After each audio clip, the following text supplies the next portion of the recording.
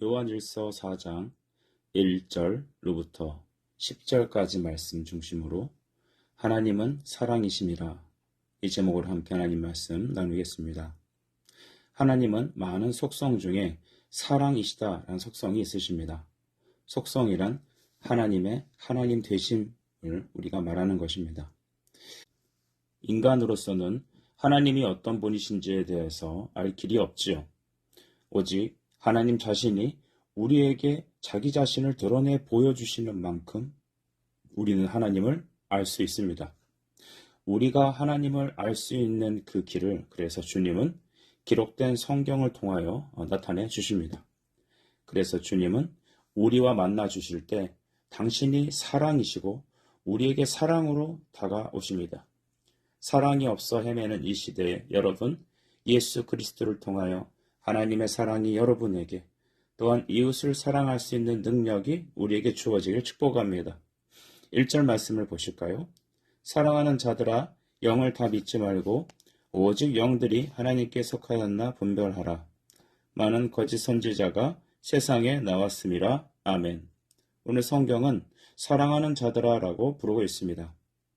사랑하는 자들아 라고 말하는 것은 바로 우리가 하나님을 사랑하는 그 사랑을 말하는 것이 아니라 하나님께서 우리를 먼저 사랑하셔서 예수 그리스도로 우리를 구속하여 사신 주님의 사랑받은 자들을 말합니다. 그래서 성경에서 말한 사랑하는 자들은 하나님의 말씀을 믿고 거듭난 성도들, 교인들을 가리켜 하는 말이죠. 우리 교인들에게, 성도들에게, 자녀들에게 주님 뭐라 말씀하시냐면 영을 다 믿지 말고 라고 하셨습니다. 그 영들이 하나님께 속하였는지 분별하라고 하였습니다. 분별은 우리의 느낌이나 경험치로 알 수 있는 것이 아닙니다. 하나님의 성령으로 하는 것입니다. 또한 주님이 기록하신 말씀으로 하는 것이죠. 그래서 여러분, 분별의 은혜가 여러분에게 주어지길 축복합니다. 오늘 1절의 말씀에선 영이란 말이 이 대언자를 통하여 나타난 그 말들을 말하는 것이죠. 우리의 대언자는 누구시냐면 예수님이십니다. 그래서 예수님께서 우리의 대언자가 되셔서 성령으로 기록된 말씀을 통하여 우리에게 깨닫게 주시는 것들을 오늘 영들이라고 말하는 것입니다. 참된 선지자는 성령의 감화를 받아서 말하게 됩니다. 그래서 성경에 기록한 사도들 또 선지자들은 하나님의 성령을 따라 그 성령의 감동을 받아 감화의 역사로 성경을 집필합니다. 그런데 거짓 선지자들도 존재합니다. 예수님께서는 이 땅에 우리 곡식 가운데 사탄이 가라지를 뿌려놨다라고 말하고 있으시죠. 그래서 농부들이 가라지를 뽑아낼까요 했더니 알곡도 다칠 수 있기 때문에 추수의 때까지 이것을 유보하셨다고 합니다. 그래서 교회 안에 가라지가 있을 수 있고요. 이 세상 안에 하나님을 믿는 사람들 같지만 가라지가 존재하는 것이죠. 그들이 뭘 좀 잘못해서 가라지가 되는 게 아니라 처음부터 가라지인 것입니다. 거짓 선지자 사탄은 이와 같이 우리 교회 안에 또한 우리 주변에 이런 영적인 거짓 선지자, 사탄에 의해서 보내심을 받아 세움받은 거짓 선지자들을 통하여 악한 충동을 하게 한다는 것입니다. 그러니 목회자들 중에서도 이런 거짓 선지자들이 세워질 수 있고요. 우리 교회 안에서도 우리 주변에도 이러한 거짓 영들, 사단에 의해서 말하게 하는 자들이 존재합니다. 그래서 사도행전 2장 4절 말씀을 보면 그들이 다 성령의 충만을 받고 성령이 말하게 하심을 따라 다른 언어로 말하기 시작했다라고 했는데 이 성령이 말하게 하심을 따라 말하는 자들, 바로 이들이 참된 목회자들이고 참된 그리스도인들인 것이죠. 여러분, 그래서 우리는 하나님 말씀을 대할 때 간절함으로 대할 필요가 있습니다. 우리 사도행전 17장 11절 말씀도 보면 이 베레아 사람들은 하나님의 말씀을 간절함으로 사모했다. 마치 어린 아이가 어머니의 젖을 간절하게 애타게 사모하는 그 사모함처럼 말씀을 사모했다라고 하죠. 먼저 우리는 이러한 사모함으로 가득 차야 합니다. 그런데 그것이 과연 옳은가 하여 날마다 말씀을 상고했다, 묵상했다, 연구했다, 공부했다라고 합니다. 오늘날 지식의 많은 홍수를 이루는 이 시대에 설교가 많고 또 많은 교회들 속에 우리는 어느 교회를 가야 할지, 무엇을 해야 할지 참 사뭇 헷갈릴 때가 많이 있습니다. 그러나 여러분, 정말 중요한 것은 시대가 어둡고 마지막 때를 가는 순간일수록 진리의 말씀을 옳게 분별하는 성도들의 영적인 분별이 너무나 중요합니다. 주님, 우리에게 성령으로 하나님의 말씀을 분별하는 영적인 은혜를 베풀어 주시옵소서. 2절을 보십시다. 이로써 너희가 하나님의 영을 알지니 곧 예수 그리스도께서 육체로 오신 것을 시인하는 영마다 하나님께 속한 것이요 라고 했습니다. 오늘 영적 분별의 기준이 어디 있냐면 예수 그리스도께서 육체로 오신 것을 시인하시는 자다 하였습니다. 오늘 한국에 참 수많은 이단들이 많습니다. 대표적으로 자신이 재림 예수라고 말한 사람이 있고, 심지어는 본인이 하나님의 어머니라고 말한 사람도 있고, 여러 가지 재림 구주가 너무나 많습니다. 이들이 사특한 언어로 속임수로 많은 사람들을 미혹하는데, 참 이해하기 어려운 것은 그 미혹에 빠져 넘어가는 사람도 많다는 것입니다. 여러분, 우린 이 모든 것들이 이해가 안 될 수 있습니다.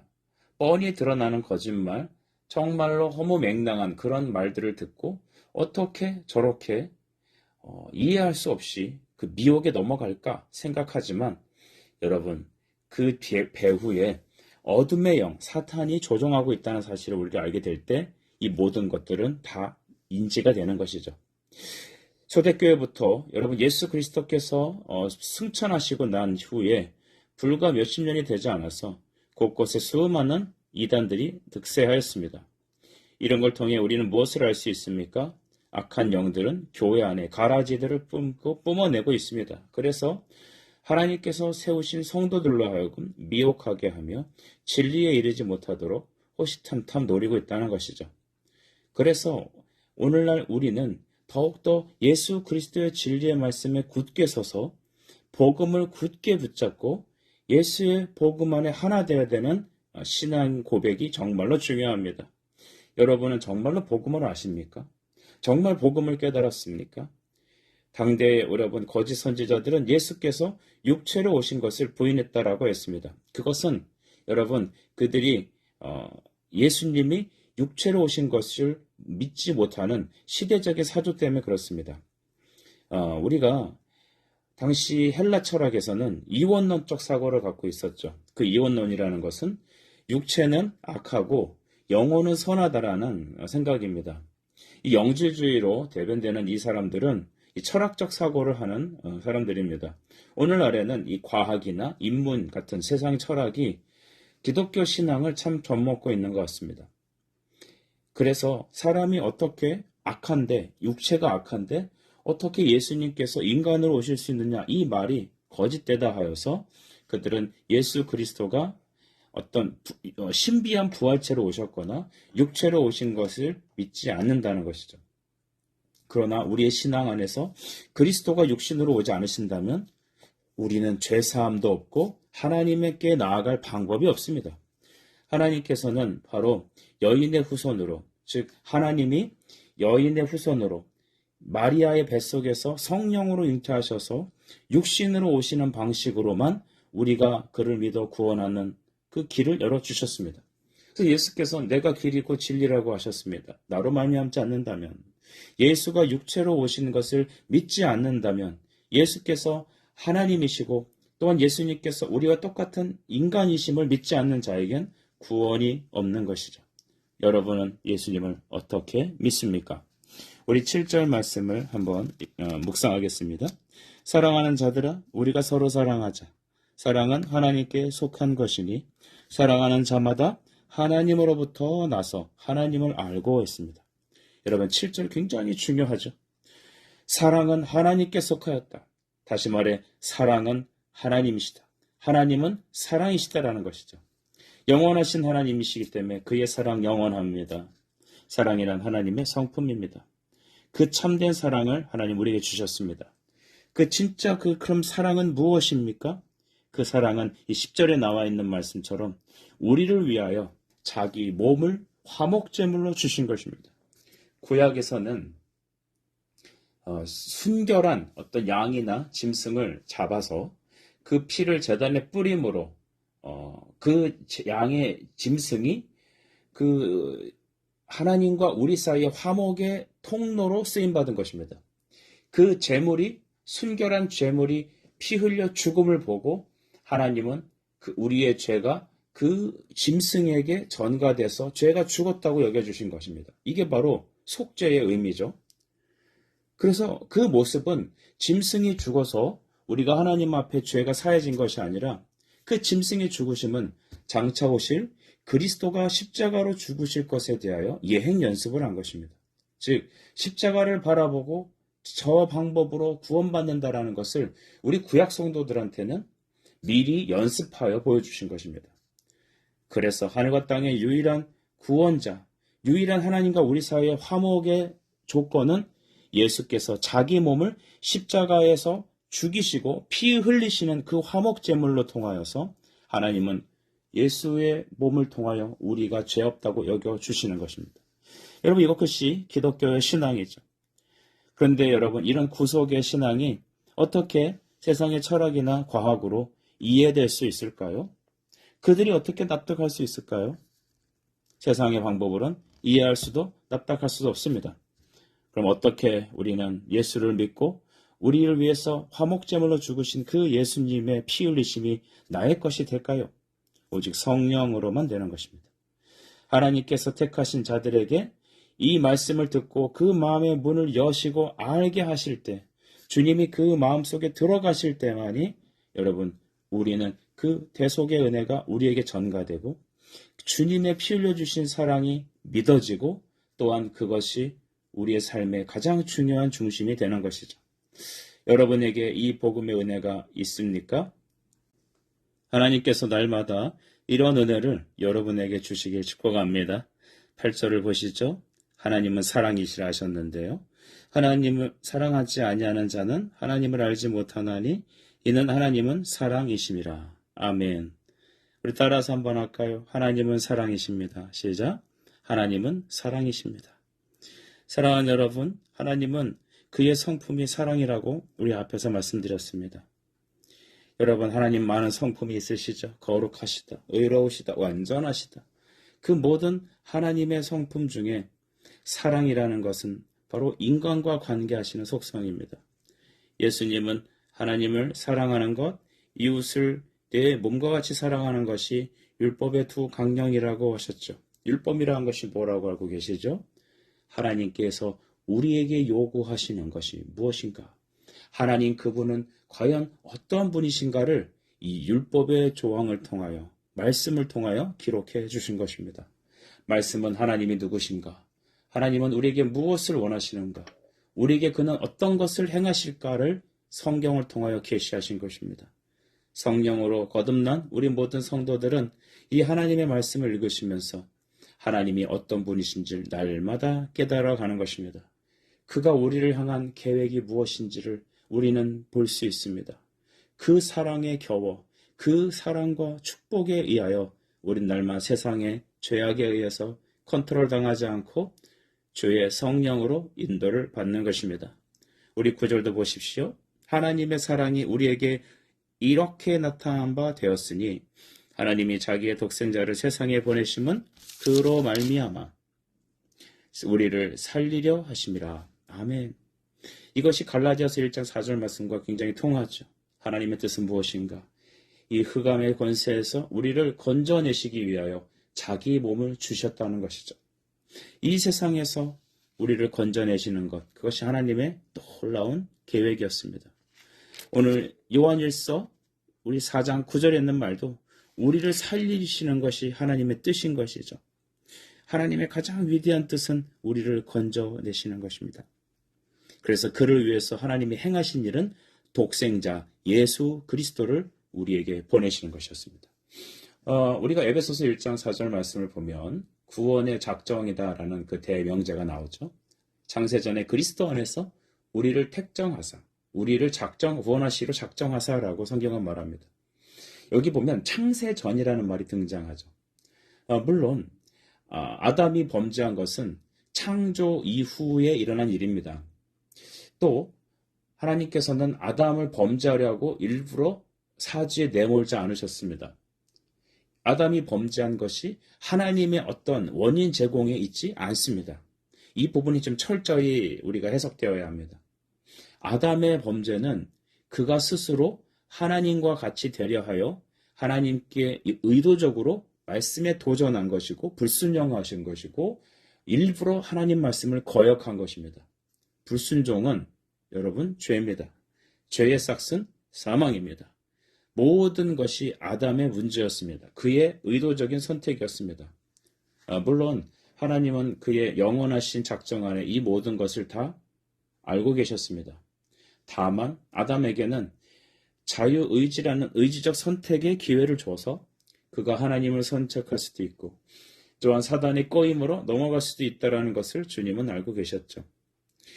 그런데 성경은 왜 창세전에 그리스도 안에서 우리를 구원하시기로 작정하셨나라고 표현하실까요? 그것은 하나님의 영원성 때문입니다. 하나님은 지금도 어느 시점에 살고 있지 않습니다. 아브라함이 살고 있던 시점과 다윗이 살던 시점, 또한 지금으로부터 500년 전에 종교개혁을 일으켰던 존 칼빈과 같은 개혁자들이 있었던 시절과 우리 살아가는 21세기의 현실은 너무나 시간적으로 많은 갭이 있습니다. 그러나 하나님은 이런 시간에 매여 계시는 분이 아니라 영원하신 분이시고 그 영원 안에 계시는 분이셔서 그는 시간의 개념으로 당신의 영원성을 헤아릴 수 없는 것이죠. 이것이 어거스틴이 말하는 시간론에 말하는 것이죠. 그래서 우리는 영원하신 하나님께서 바로 그 아담이 시간 안에서 범죄하는 그 시간의 타이밍에 굴하지 않고 하나님은 영원 안에 인간을 구원하실 것을 작정하신 것입니다.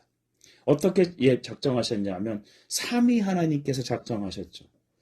그래서 삼위 하나님께서 영원 전에 인간을 구원할 방법을 작정하셨습니다. 그것은 무엇이냐면 예수 그리스도로 우리 인간을 구원할 자로 삼으셨고 그 방법은 십자가란 방법으로 대속을 하실 것, 피 흘리심이란 방법으로 대속하실 것을 작정하셨고 또한 그 피를 수여받아 구원받을 당신의 택하신 백성들을 영원하신 작정 안에서 선택하셨습니다. 이것이 바로 우리 구원을 향한 영원한 하나님의 작정입니다. 그래서 우리는 예수 그리스도께서 이 제2 성자이신 그리스도께서 우리를 구원하시기 위해서 시간을 뚫고 우리의 삶의 현장에 들어오셨다라는 것입니다. 여러분, 구원은 무엇입니까? 주님, 내 안에 살아 계신 것입니다. 우리와 함께 하시기 위해 우리 안에 들어오신 그분. 그래서 오늘 구절에 나와 있는 유일하신 독생자라는 의미는 하나밖에 없어서라는 의미도 있지만 유일한이라는 의미가 더 강합니다. 하나님이신 예수님께서는 바로 우리 위한 가장 큰 대제사장이시며 하나님은 바로 예수님과 가장 긴밀한 사랑의 대상이신 것입니다. 예수님은 하나님의 가장 큰 사랑의 대상이십니다. 그래서 우리가 그리스도와 연합되었기 때문에 하나님은 우리도 가장 큰 사랑의 대상으로 여겨주신 것이죠. 이것이 성도의 가장 큰 축복입니다. 우리가 하나님의 가장 큰 사랑의 대상이 됐다라는 것. 이제 우리가 그 영적 교제의 자리로 나아가게 됐다는 것이죠. 하나님께서는 이처럼 우리를 가장 사랑하시는 대상으로 삼으시기 위하여 예수 그리스도를 유일하신 그분을 십자가의 저주를 받게 하시고 또한 외면하시고 무덤에 3일간이나 두셨으니 잠시 떨어져 있어 저주를 부으시고 다시 부활하신 이후는 영원히 그와 연합한 하나님의 이 땅의 성도들을 가장 사랑의 대상, 큰 사랑의 대상으로 삼아주시기 위하여 그는 이러한 수모를 당하셨습니다. 여러분, 이것이 그리스도의 사랑입니다. 이것이 복음입니다. 10절은 하나님이 우리에게 나타나신 사랑이 어떠한가를 깊이 알려주시죠. 그것은 첫째, 자발적인 사랑입니다. 우리가 하나님을 사랑한 것이 아니고 우리가 하나님을 선택한 것이 아닙니다. 우리는 착각합니다. 내가 사형리를 통해서 이제는 예수를 믿겠다고 내가 결정하는 것, 그것이 내가 결정해서 교회 다니기 시작한 거라 생각합니다. 그 사람은 복음을 모르는 것입니다. 내가 선택한 거 아닙니다. 주가 나를 붙잡아 주신 겁니다. 그러니까 하나님이 나를 택하시고 내 안에 들어오셨기 때문에 내가 좀 잘하고 잘못하는 거에 따라서 내가 천국 가고 지옥 가는 게 결정되는 게 아닙니다. 구원은 하나님이 우리를 택하시고 강권적으로 우리에게 섭리하셔서 우리를 당신의 나라로 옮겨버리신 것이죠. 요한일서 4장 10절은 그래서 그런 의미가 있습니다. 두 번째로는 희생적 사랑입니다. 그리스도께서 아들을 자기 자신의 몸을 화목제물로 내어주신 것입니다. 우리가 자녀를 낳고 기르다 보면 자녀보다 더 귀한 게 어디 있겠습니까? 그러나 우리가 예수 그리스도를 믿는 사람들은 날마다 예수의 십자가를 바라볼 때마다 이런 고백이 나와야 합니다. 내 자식보다 예수 그리스도가 더 귀하십니다. 나의 생각보다, 나의 명성보다, 내 자존심보다 예수 그리스도의 십자가에 비교할 수 없습니다. 그의 희생적인 사랑은 우리를 위하여 자기 몸을 내어 주신 것입니다. 하나님 우리에게 자식 잘 되게 해주시고 건강 주시고 돈 주시기 위해서 십자가 지신 게 아닙니다.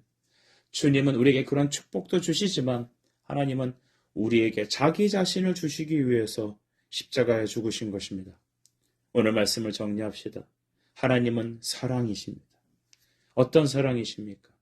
죄인을 구원하시기 위하여 자기 자신을 내어주신 사랑입니다. 이보다 더 큰 사랑이 어디 있습니까? 그 사랑에 힘입어 그 사랑에 겨워 날마다 성령의 인도를 받는 여러분 되시길 간절히 축복합니다.